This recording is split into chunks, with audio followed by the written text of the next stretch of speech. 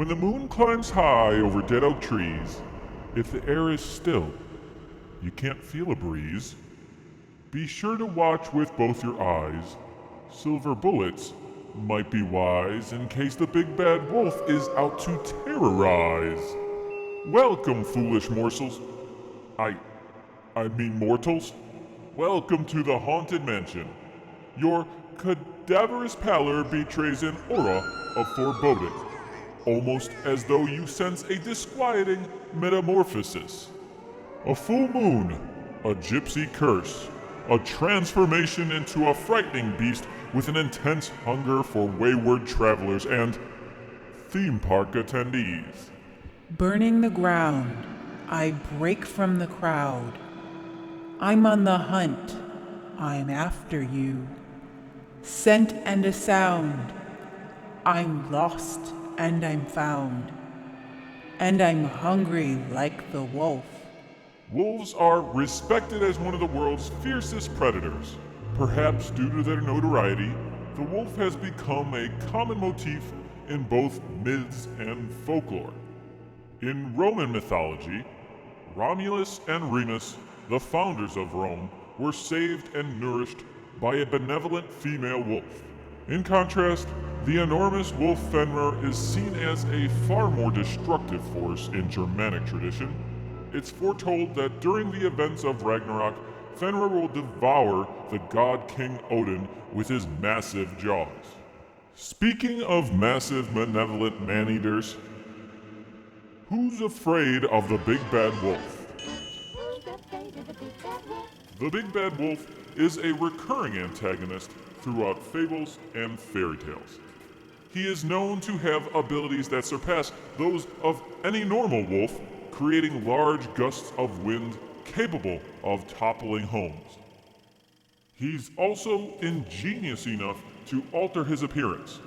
Remember when the big bad wolf disguised his canine exterior in order to appear like Little Red Riding Hood's grandmother? It's the classic wolf in sheep's clothing, but rather, in this instance, a wolf in a flannel nightgown. Ooh, Grandma, what a big nose you've got.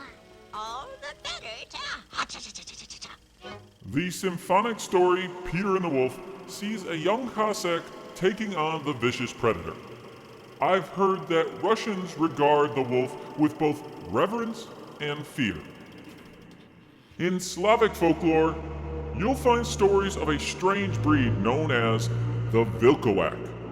It's a cursed creature who'd turn into a composite of both man and wolf, a carnivorous beast in the evening if certain conditions are met. In Navajo tradition, it's considered taboo for men and women to wear the pelts of predatory animals. Some stories describe evil men, skinwalkers, wearing the controversial attire, practicing dark magic, and shape-shifting into coyotes or wolves. Legends like these, variations on the werewolf theme, have traversed multiple cultures throughout the history of mankind. Like the Vilkoak and the Navajo skinwalkers, a werewolf is a man with the ability to transform into a wolf-like monster. This metamorphosis occurs under the light of a full moon. Some of these stories date back to the Middle Ages and still persist in the modern era. In 1935, Hollywood brought us our first film featuring the beast in Werewolf in London. Then Universal brought the werewolf back in 1941's The Wolfman.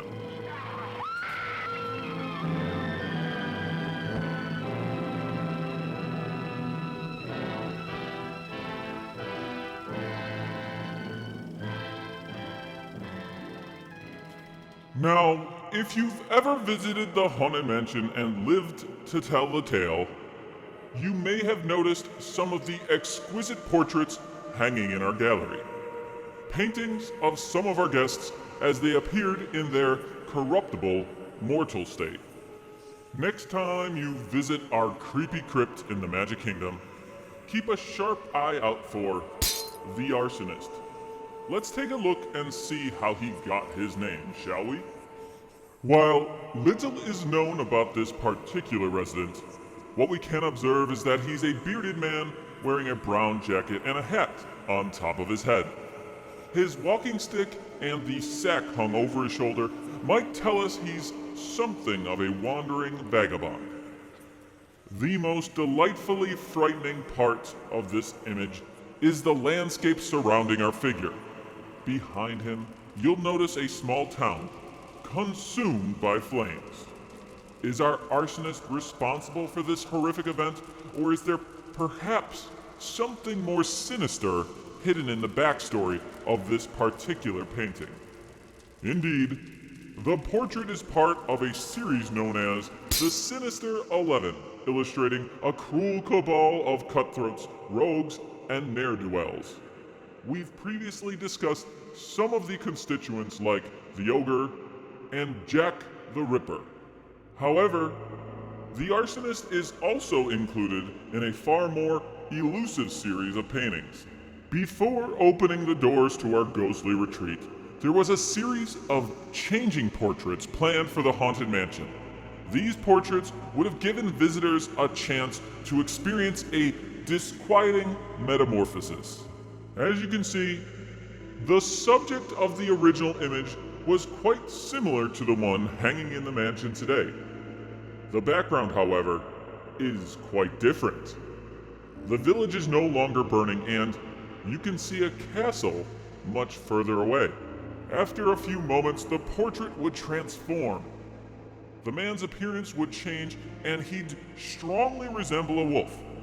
For some viewers, the permutation might be jarring, but for the residents of the Haunted Mansion, it's rather entertaining. Unfortunately, the original changing portrait never made it to the mansion. What we discovered instead was a pair of moving eyes, a burning village, and a man we've come to appreciate as the arsonist. But now that you know the truth about the portrait, what do you think? Do you prefer the original version or the one hanging in the mansion today? Would you have liked to have seen a werewolf in the Haunted Mansion? And do you think they shed? Tell us your thoughts in the comments section below. And while you're here, why not take a moment to watch one of these other films highlighting the residents of the Haunted Mansion?